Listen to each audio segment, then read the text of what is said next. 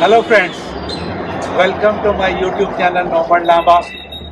Today I'm here in front of Indian Oil Bhavan, which is situated in Yusufzai, New Delhi. The purpose of coming here is that we have retired Indian Oil Officers Welfare Association.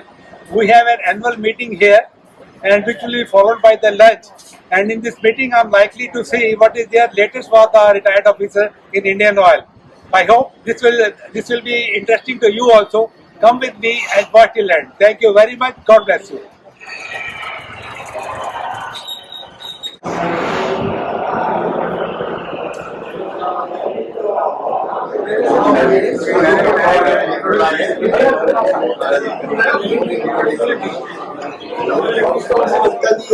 यहाँ आ जाइए और Shri RN. Mathur और Shri KM. Chaudhary वो भी dash पे आ जाइए।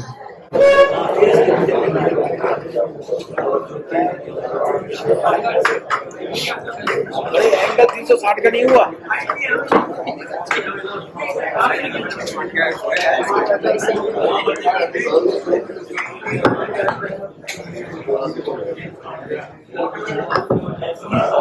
प्रिय साथियों, सादर नमन, सुस्वागतम, अभिनंदन।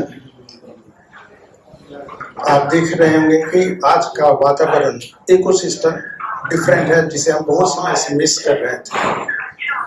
आपको याद होगा हमारी पहली मीटिंग इसी प्रांगण में हुई थी। बीच में एक लंबे समय के अंतराल तक ये बंद रहा, लेकिन आज फिर हमारी मीटिंग यहाँ हो रही है और आगे भी यही होगी।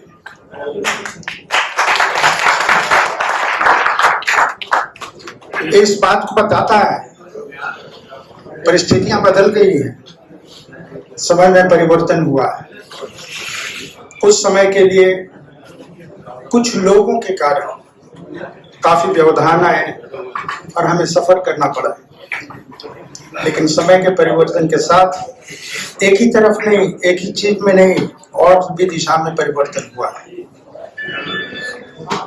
कुछ दिन पहले तक जैसे हमारी लास्ट मीटिंग 13 को हुई है, 13 मार्च को, 10 फरवरी को हुई, लोग सवाल पूछते थे, आप लोगों से खड़े होकर पूछते थे क्या हुआ, क्या हुआ। आज से परिणाम आपके आंखों के सामने है।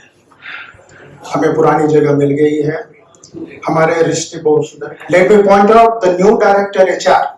मैं बीच बीच में अंग्रेजी भी बोलूंगा, मुझे मालूम है कि आपको कुछ लोगों को ठसा ठीक नहीं लगता। New director HR is a professional person and she is showing professionalism in dealing with the people. जब उनका नाम क्लियर हुआ था तो मैंने ये कहा था उनसे बधाई देते हुए, आशीर्वाद के रूप में, deal with human beings with a feminine touch, with a human touch. This is what is. Now we are expecting a feminine director HR after ages. इसके पहले तो कोई था ही नहीं feminine। हमारे इस बीच में एक पहली मीटिंग हमारी 18 मार्च को हुई, नई डायरेक्टर।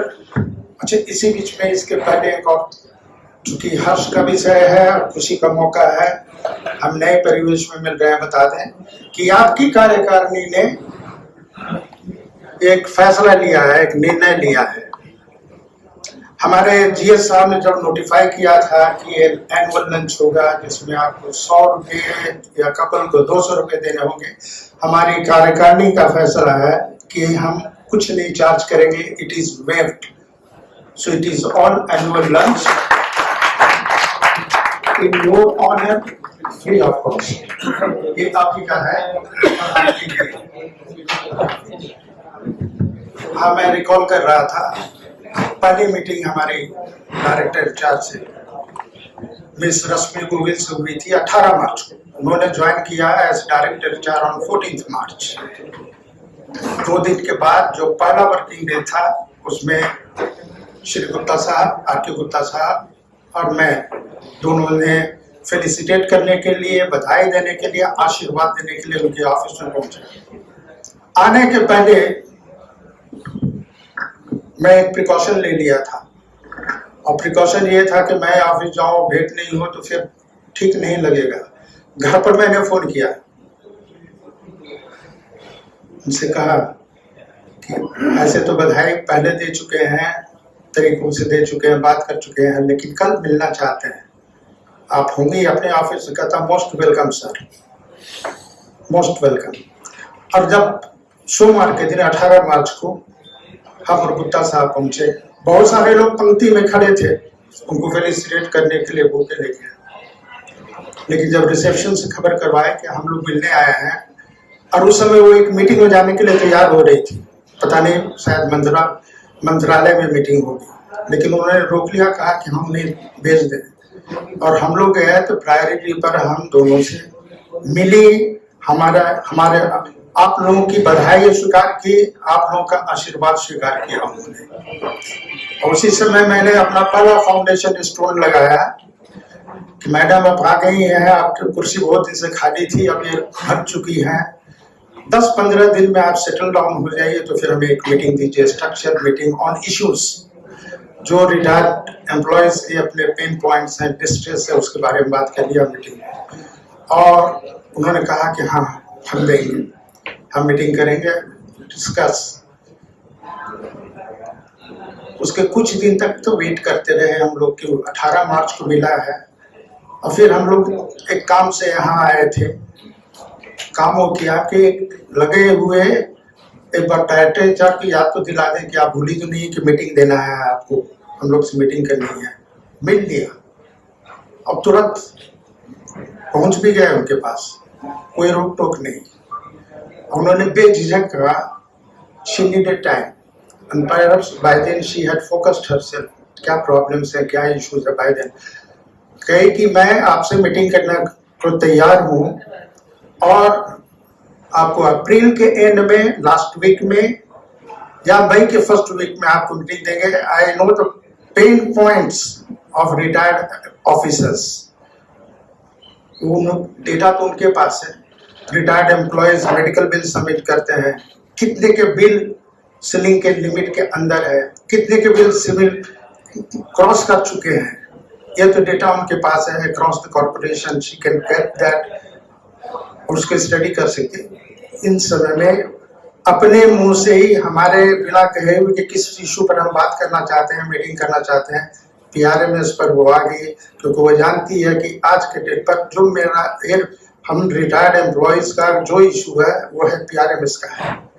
और पीआरएमएस में खास करके उन लोगों का है, उनका इश्यूज है कि कैसे इसका रिवीजन किया जाए। वैसे भी रिवीजन के 12 साल हो चुके हैं, और इसे what best can be done ये उनको मालूम है, पहले से मालूम, उन्होंने स्टडी कर लिया था, उन्होंने उसी समय कर दिया। और उतना ही नहीं, उन्होंने कहा कि हम आपको एक डिटेल्ड प्रेजेंटेशन देंगे। और कुछ बातें उन्होंने कही कि टोटल एम्प्लॉयज का, रिटायर्ड एम्प्लॉयज का प्रॉब्लम नहीं है आज के डेट पर, एक गिवन परसेंटेज का प्रॉब्लम है जिनका इस सीलिंग से काम नहीं चल रहा है, और वो उनको बहुत ही मुश्किल हो रही है।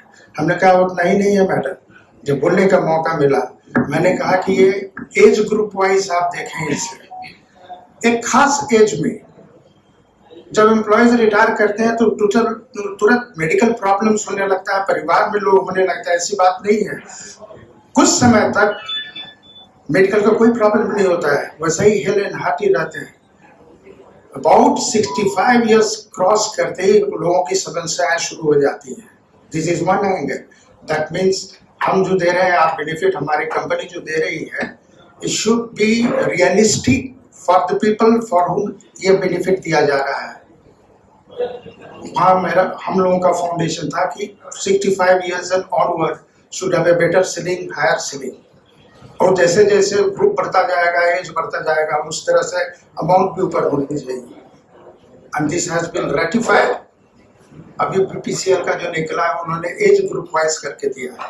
हमने 65 साल से शुरू किया बोलना। अब आने वाली मीटिंग जब होगी उसमें हम उसे जस्टिफाई करने की कोशिश करेंगे क्यों 65 साल के साथ ही होता है। बाकी कुछ चीजें हैं जो हमारी सीलिंग में नहीं हो पाती है, सीलिंग इतना नहीं हो पाया, लेकिन वो प्रॉब्लम्स आनी ही आनी है। वो 65 साल 70 साल के बाद वो शुरू हो जाता है, वो है दांत का और आंख का। हमारी आज की सीलिंग में भले हमारे क्रोनिक एलिमेंट के रनिंग मेडिसिन है उसके लिए पूरी हो जाए, डॉक्टर का कंसल्टेशन है, टेस्ट है, ये हो जाता है, लेकिन और ये जो दूसरे विशेष प्रॉब्लम्स हैं वो नहीं है। ये हमने अपने पॉइंट में फोकस करके रखा कि इसके बारे में हमें बात करनी है कि इसके लिए अलग से कोई सीलिंग दिया जाए तो बहुत ही अच्छा होगा, हम लोग के लिए रिलीफ होगी। And that will be realistic post retirement medical benefit.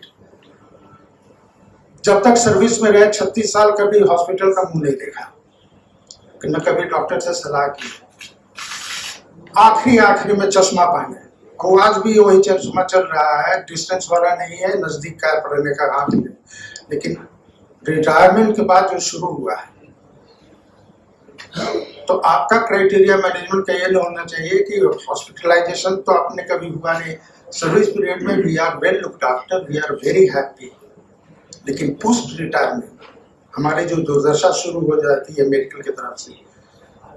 And third PRC का भी रिपोर्ट मैंने पढ़ा है, हम लोग रिटायरीज है, सेकेंड पीआरसी का जब हुआ है, थर्ड पीआरसी मतलब पे रिविजन कमेटी, जिसके रिकमेंडेशंस 1/1/17 से लागू हुए पे रिविजन में। उसमें लिखा गया है, जज का नाम याद नहीं है, 4-5 लोगों का है, एनटीपीसी के डायरेक्टर विचार वगैरह। Medical is a critical issue for the retired employees, उन्होंने लिखा, बोल्ड लिखा है, and it has to be attended to. आप अभी तक सुने होंगे कि 1.5 पीवीटी इंट्रोड्यूस किया गया 2007 से, जिसके कारण हमारे उस समय के रोवा के कार्यकारिणी, ईसी, गवर्निंग बॉडी जो थे, वो मैनेजमेंट से परसू कर रहे थे कि इस जो 1.5 पीवीटी का रिकमेंडेशन आया कि इसमें आप कौन सा ऐसा स्कीम लागू कर रहे हैं हमारे हेल्थ के बारे में और क्या कर रहे हैं, उसके बारे में हमारे पास डॉक्यूमेंटेशन भी है, जो हमारे लोग जाकर के चेयरमैन से मिले थे, उनसे बात किए थे, कॉर्पोरेशन ने कुछ नहीं किया। थर्ड पीआरसी जो 1/1/17 से लागू हुआ है, उसने भी शायद किसी को मालूम भी नहीं होगा, इसके बारे में चर्चा भी नहीं होती है, और उसने ये कंसिडर करते हुए रिकमेंड किया है 1.5 पीबीटी प्रॉफिट बिफोर टैक्स, कि ये पैसा, चूंकि सेकंड पीआरसी ने इसका प्रावधान नहीं किया, जबकि 1/1/7 से जो लोग रिटायर किए हैं उसका पीआरएमडीएफ तो हमने 30% रिटायरल बेनिफिट में इंक्लूड कर दिया, पर अलग से कोई प्रावधान नहीं किया। ये 1.5 पीबीटी से उनका खर्चा मीट किया जाएगा।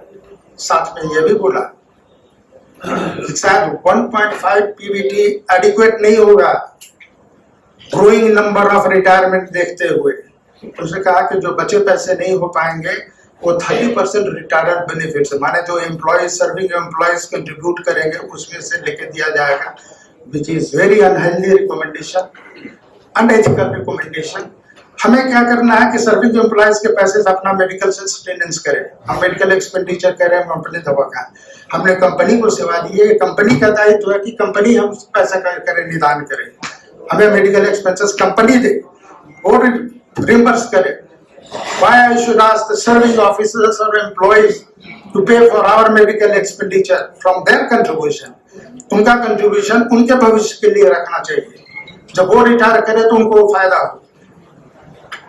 कमेटी ने ये, पीआरसी ने कभी नहीं ये दिमाग में रखा इस बात को कि सर्विंग एम्प्लॉयज का क्या ऑब्लिगेशन है रिटायर्ड एम्प्लॉयज के प्रति, ये तो कॉर्पोरेशन का ऑब्लिगेशन है जिसकी सेवा की है उन्होंने। ये पॉइंट को भी रखेंगे, बताएंगे, समझाएंगे, in order to से हम सभी का इंटरेस्ट सर्व करें। ब्लैंकेट हम नहीं मांग रहे हैं कि सीलिंग मेरा अप कर दीजिए, सीलिंग बढ़ा दीजिए। We are asking for a purpose है कि हमारे जो तकलीफ हो रहे हैं, there should be redemption of those problems. हमारी मीटिंग उन्होंने कहा है, मैंने एक बार फिर फॉलो अप किया था पर्सनल लेवल कि कहीं 4th वीक में, हमारी 4th वीक ऑफ अप्रैल में आपने कहा था, एक उम्मीद दी थी कि 4th वीक में या 1st वीक ऑफ में मीटिंग होगी, तो 27 को हमारी मीटिंग होने वाली है, हमारे बल्ले बल्ले हो जाएंगे, लोगों को बता पाएंगे। कहा कि संभव तो नहीं हो पाएगा 1st वीक ऑफ मे में, तब 1st वीक ऑफ मे का है। हमने जो एजेंडा आइटम रखा वो भी सर्कुलेट कर दिया, आप देखे होंगे। प्राइमरली एजेंडा आइटम हमारा पीआरएमएस है। पीआरएमएस के अंदर 5 पॉइंट्स हैं। PRMS के अंदर 5 पॉइंट्स। सेकंड है एक्स ग्राशिया। लोग एक्स ग्राशिया के रिवीजन की बात करके आए, मैनेजमेंट से रिक्वेस्ट किया है। हमारा रिक्वेस्ट है एक्स ग्राशिया का रिवीजन का नहीं है, हमारा रिक्वेस्ट है कि एक्स ग्राशिया हर एक रिटायर्ड अफसर को चाहिए in full, in addition to SABF pension.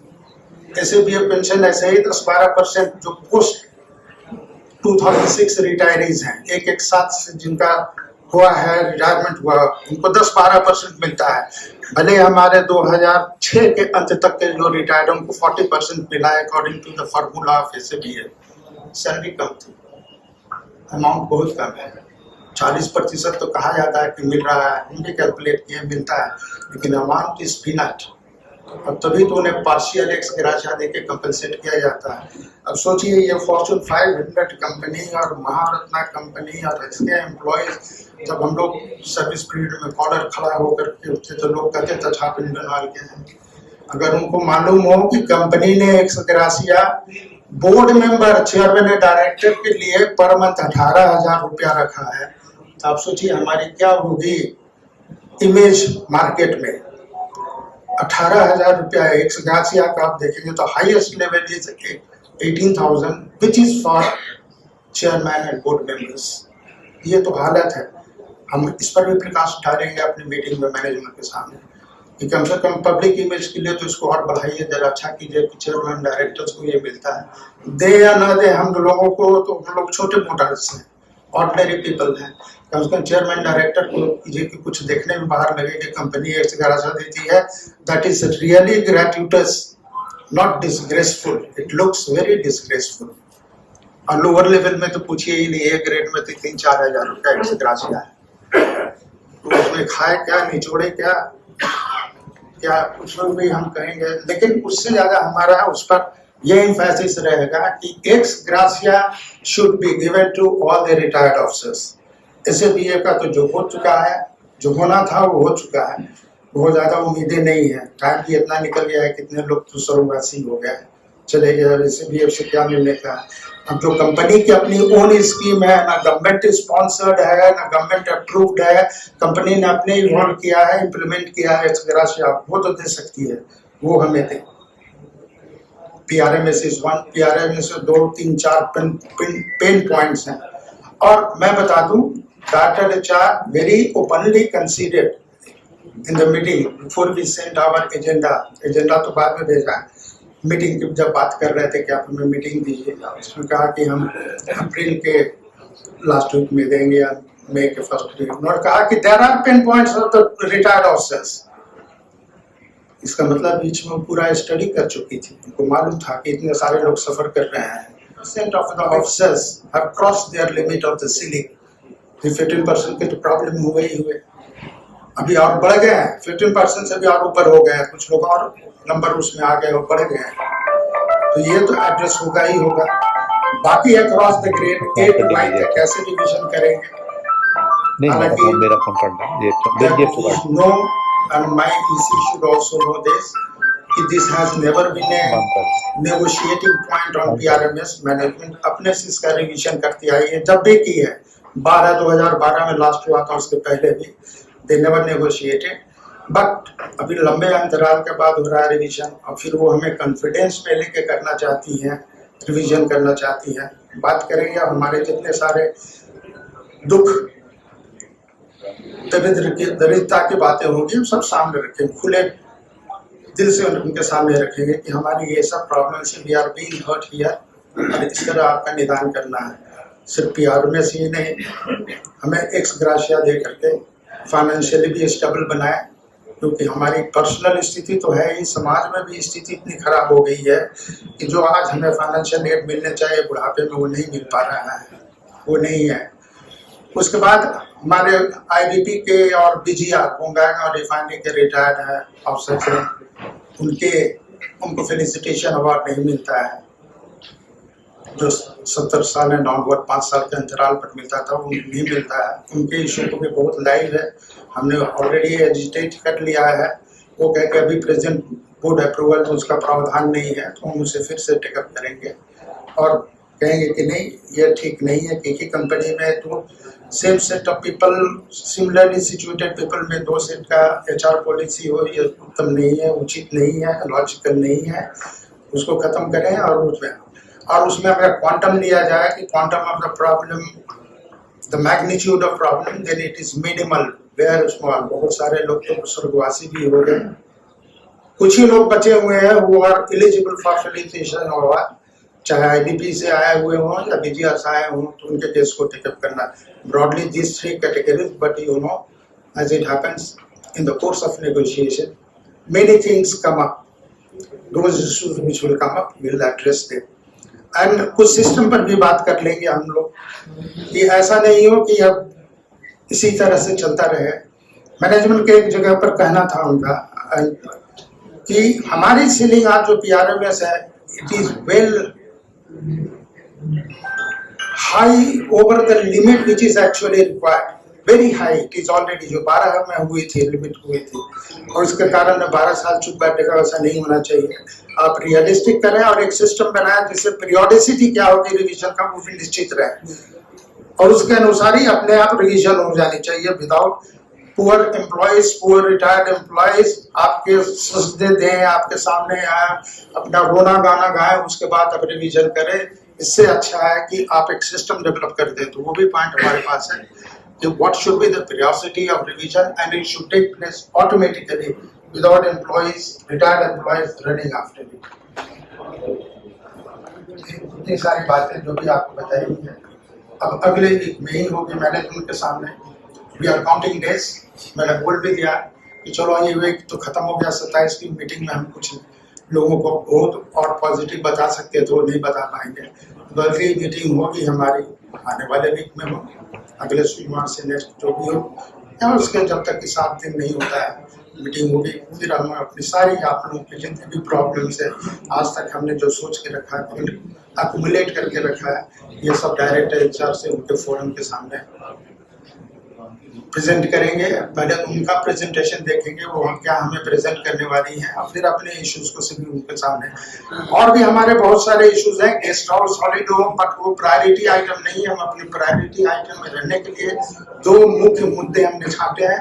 उसके बाद की मीटिंग में और सब होंगे, वो सभी हम टेकअप करेंगे। ये खत्म होने के बाद, ये 2 प्रायोरिटी इश्यूज खत्म होने के बाद ही खत्म नहीं हो जाएगा। इश्यूज तो और भी हैं, लेकिन उतने प्रेसिंग नहीं है जो आज के दिन पर हमारे लिए ये इश्यूज प्रेसिंग है। आज तक शेयर करने के लिए इतना ही है। बाकी जो आपके अंदर कुछ हो, बोलने की बातें हो, आप मेरा मार्गदर्शन, हम लोगों का मार्गदर्शन करें फॉर द नेक्स्ट मीटिंग।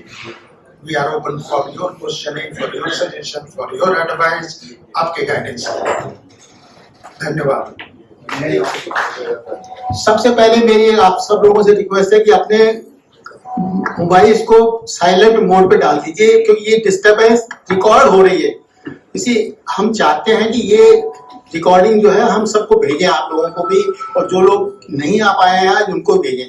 तो आप मेहरबानी करके अपने अपने मोबाइल को साइलेंट मोड पे डाल दीजिए, पहली बात। सेकेंडली, जो कोई सवाल पूछना चाहे वो प्लीज मेरे से ये कलेक्ट कर ले, ताकि बोले उसकी रिकॉर्डिंग हो। अदरवाइज सवाल का रिकॉर्डिंग नहीं होगी, जवाब की रिकॉर्डिंग हो जाएगी। बस ये।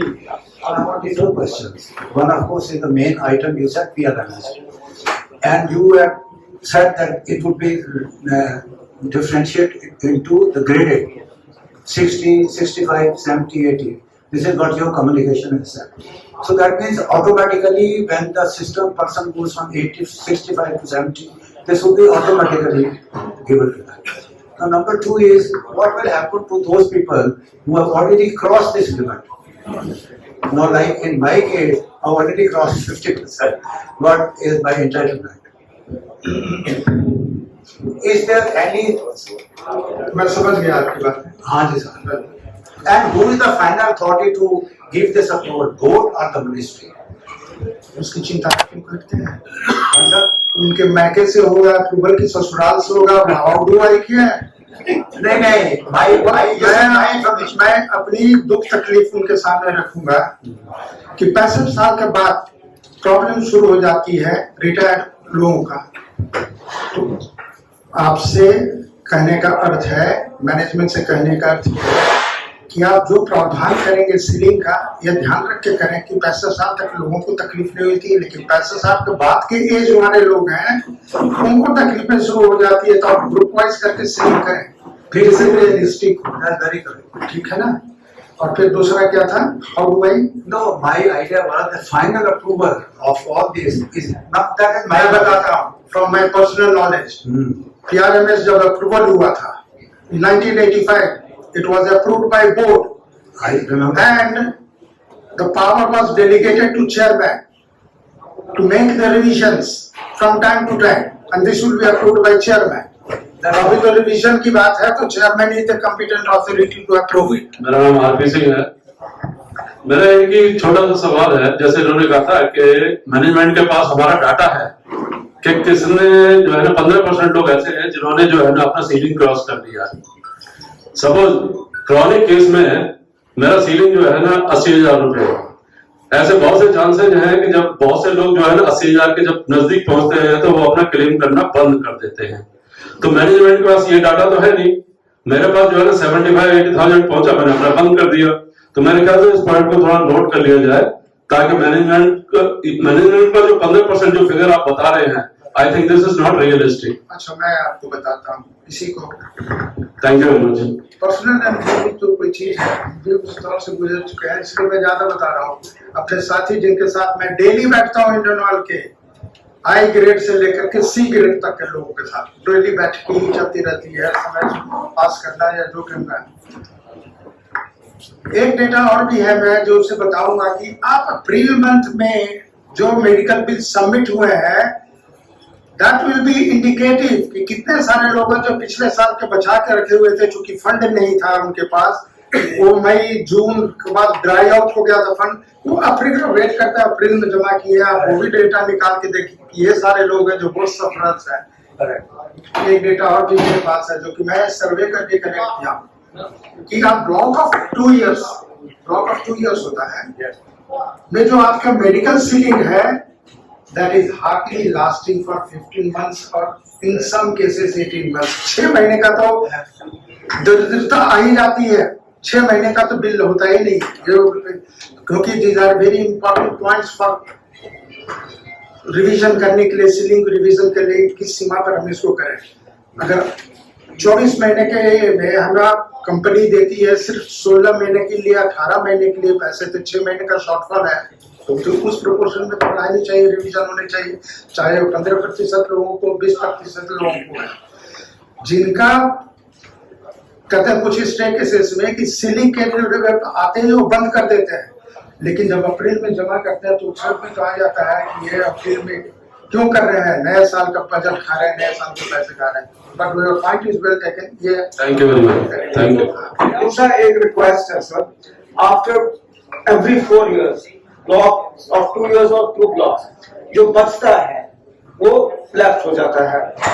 ये हमारी एज तो बढ़ रही है सर, 2 years के बाद 4 years के बाद कोई छोटा नहीं होने वाला। 65 के बाद वो 70 हो जाएगा, 69 हो जाएगा, वो नहीं होना चाहिए। इंश्योरेंस की फ्यूचर में कभी वो फिर बीमार पड़ सकता है। एक जहाँ साहब 69 तक नहीं पड़ा तो 70 के बाद तो उसको वो कहते हैं कि इसमें कोई लिमिट नहीं होनी चाहिए, शुड गेट इंश्योरेंस। हाँ, तो वो इंश्योरेंस ये मैनेजमेंट का पॉइंट ऑफ व्यू है।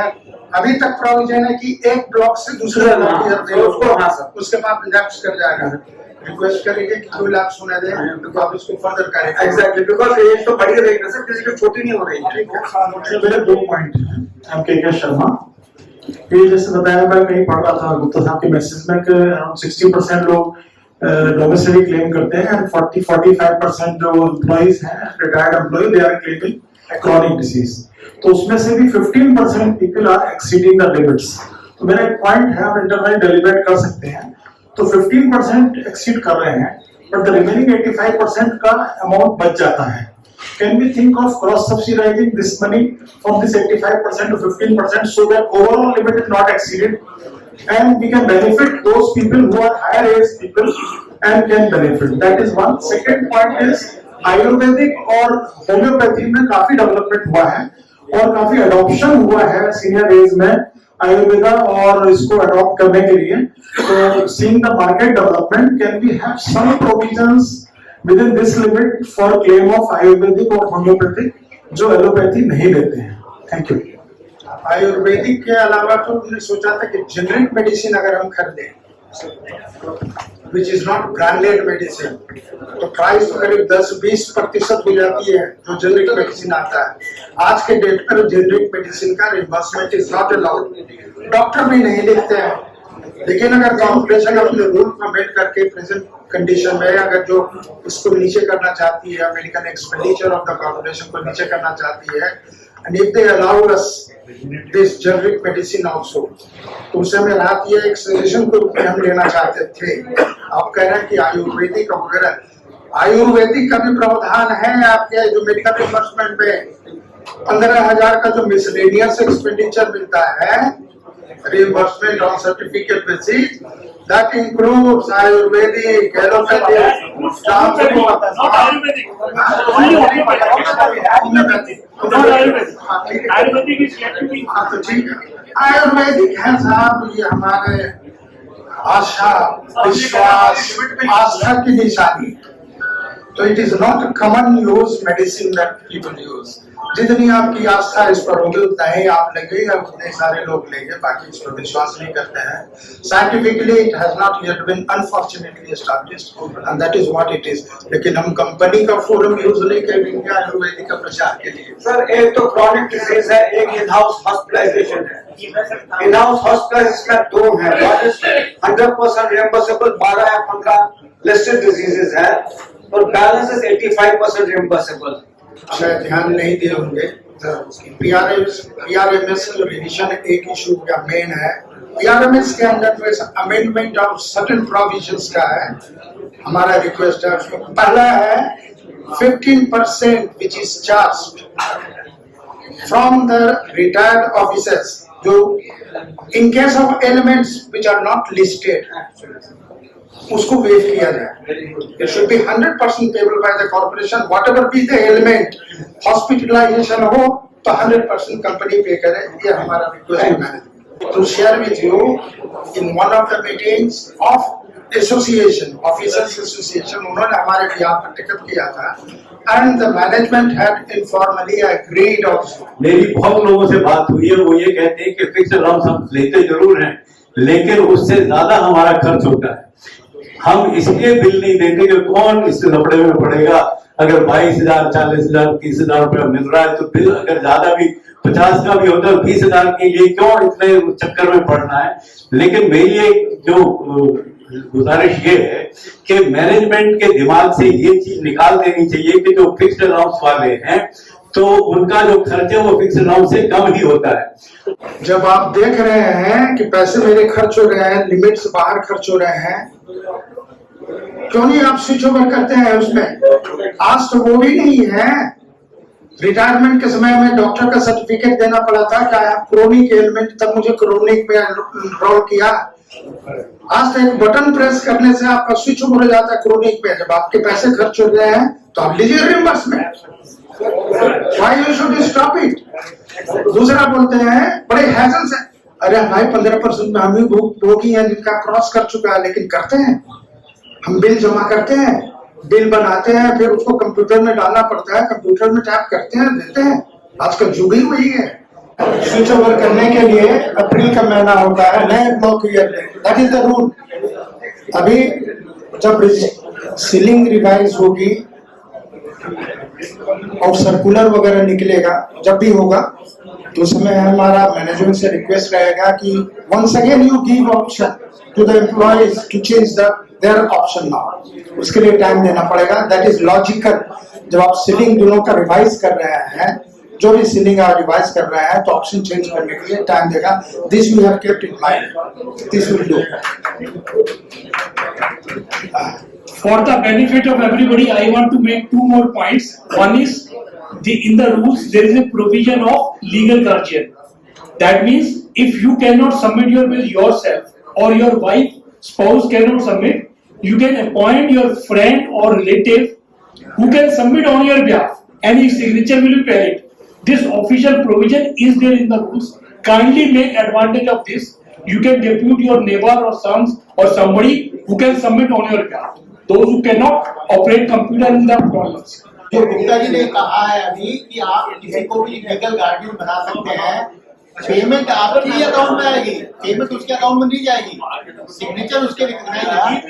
हमारी जब पिछली मीटिंग डायरेक्टर एचआर के साथ हुई थी तो she was very very clear कि भैया ये फिक्स्ड अलाउंस जो है ये मान के लिख लो कहीं पे कि इसको एक पैसा नहीं बढ़ाने वाले हम कभी भी, नॉट नाउ बट आगे 5 साल 10 साल तक नहीं बढ़ाने वाले। और ये डायरेक्टर 6 साल है इसके, अभी 6 साल तक तो ये डायरेक्टर है, unless he gets promoted and goes somewhere else or become chairman।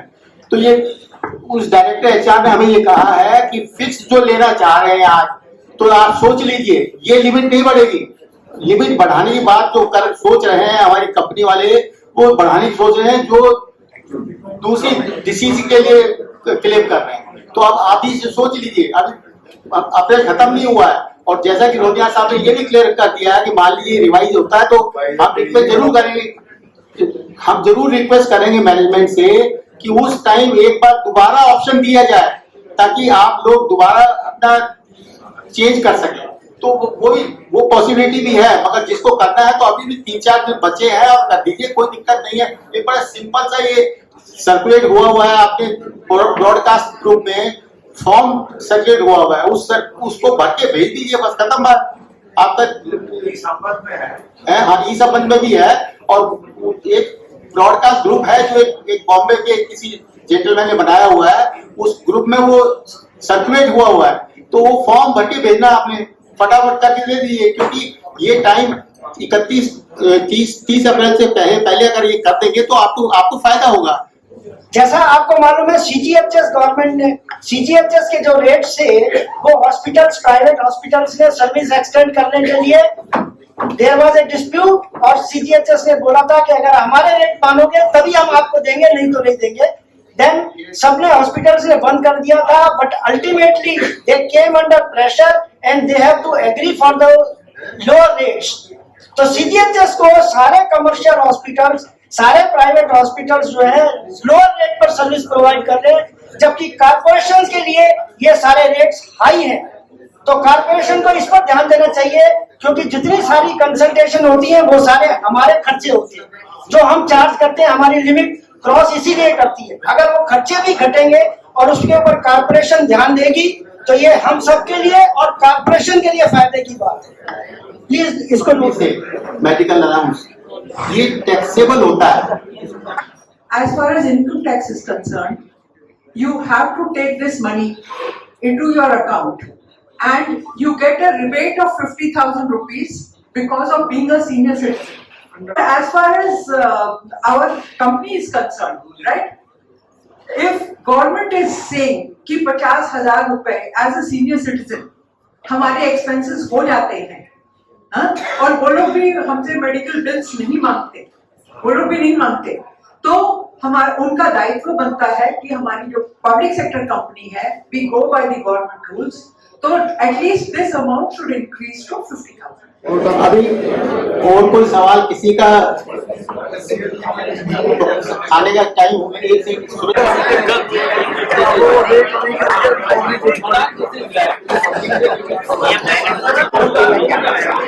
ये हाँ जी ओके, बहुत अच्छा। ये एक शेयर इंफॉर्मेशन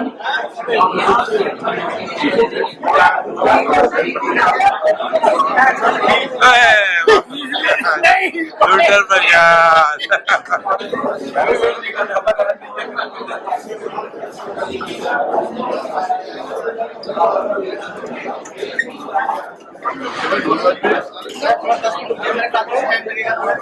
आप कमाने के लिए